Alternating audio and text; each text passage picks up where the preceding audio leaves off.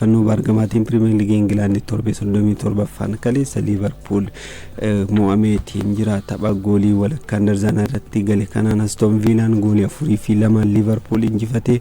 Morgan Rogers daqiiqaa 42ffaa irratti goolii jalqabaa galchee Oli Watkins goolii 2 dabaleetiin jira. Booda Joan McGinn goolii 89ffaa irratti galchina 4-2 kan injifate. Liverpool taphataa ittisaa Virgil van Dijk goolii 2 injifatamu jala kilabicha baraarri galchee Aston Villaan injifachuu isaatiin hirmaannaa Champions League Awurooppaa baree garee mirkaneeffatee jira. Liverpool ammoo tapha xumuraa eeguuf kan inni dirqamuutiin xalaan kubbaa miilaa jilka gartaan booda yaada kenne. Liverpool sochii gad aanaa mul'isee ture caalmaan taphaa irraa fudhatamee jechuudhaan kan qeeqee Virgil van Dijk fi dargaggeessa ganna 17 Goomoo irraa kan hafe sochiin taphattoonni taasisan gaarii akka hin ta'in himeetiin kan jiru.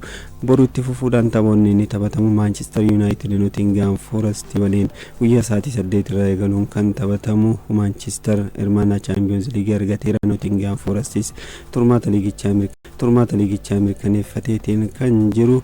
Boruma sa'aatii 11 irraa eegaluudhaan Brentford Crystal Palace Everton Sunderland Leeds United Brighton Wolves West Ham Fulham waliin kan taphatan eegamaa. Galgala sa'aatii 1 irraa eegaluudhaan West Ham United Newcastle United waliin morkiin taasisan kan eegamudha. West Ham turmaata liigichaa argachuudhaaf tapha kana injifachuun dirqama kan itti ta'u. Tapha kanaan mo'amee taanaan Tottenham qabxii 1 taphoota itti aanan irraa kan argatu yoo ta'e turmaata liigichaa kan mirkaneeffatu ni ta'a.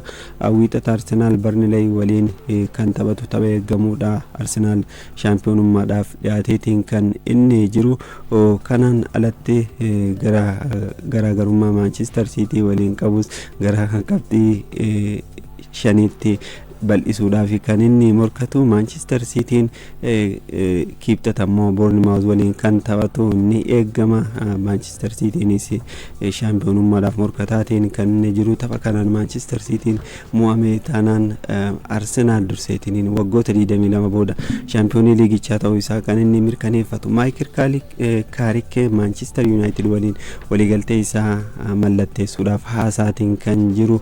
Waliigaltee waggaa lamaanii mallatteessaaf kan eegamu. Leenjisaa yeroo ta'eetiin tajaajilaatiin kan jiru. Waggoota lamaaf waliigaltee Manchester United waliin qabu ni mallatteessaaf kan eegamu. Bakka buutonni kilabichaa leenjisicha waliin haasaa akka jiranidha kan kaafame. Carrick yeroo dhiyootti iddoon turmaata kootiin beekamachuudhaan kan dubbate. Michael Carrick taphoota Premier League 15 kilabicha dursee keessaa 10 injifachuudhaan hirmaannaa Champions League Awurooppaa waggoota 2 booda akka argatuuf gargaareetiin jira. Taphoota lamaan hafan irraa immoo qabxii 1 argannaan sadarkaa sadaffaan xumuruu kan mirkaneeffatu ni ta'a. Michael Carrick waggaa lamaan waliigaltee isaanii mallatteessaaf kan eegamu. Waancaa FA England taphni xumuraa har'a Manchester Cityin Chelsea waliin morkiin taasisuun eegama. Chelsean waancaa jalqabaa, Manchester Cityin immoo waancaa lammaffaa bara kana argachuudhaaf kan morkatanii. Manchester Cityin waggoota 4 walitti aansuudhaan xumuraaf ga'uu isaatii. Isaan keessaa immoo jalqaba Manchester United injifatee sanias gidduu kanatti Crystal Palace fi Manchester United mataadhuma isaatiin deebi'ee mo'amuun waancaa dhabuun isaanii yaadatama.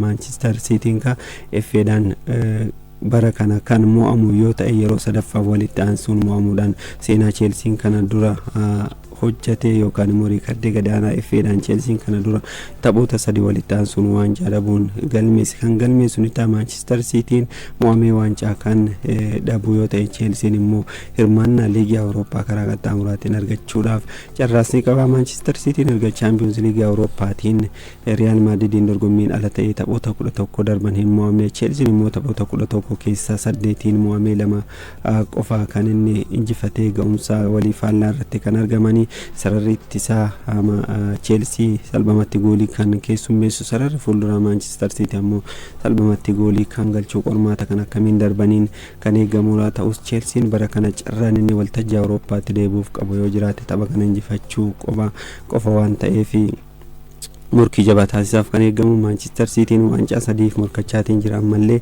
durseetiin Karabaa injifateera kan har'aa kun waancaa lammaffaadha Premier Leaguenis abdii hin kutanne morkataatiin kan jiru gama biraatiin leenjistoonni kilaboota lamaanii waliif haallaadha leenjisaan yeroo kan Chelsea McFarlanein leenjisaa garee umrii 21 gadiitiin kan Chelsea durfamaatiin jiru Manchester Cityin immoo leenjisaa buuleessa Pep Guardiola Manchester City waliin waancaa 19 kan fudhate kanaaf tooftaan leenjistoota lamaanii sarara kan eegamu ni ta'a taphataan sarara ittisaa Everton Coleman waggoota 17 booda kilabicha gadhiisuu murteesseetiin jira ganna 37 irratti kan argamu taphataan kun bara 2009 paawundii 60,000 kilabichaaf mallatteessee saniyaas taphoota 372 liigichaan kilabichaaf taphateetiin jira goolii 22 yoo galchuu goolii 24 immoo hiriyoota isaatiin mijeesseera walumaa galatti dorgommii hundaan taphoota 434 Evertoniif taphachuudhaan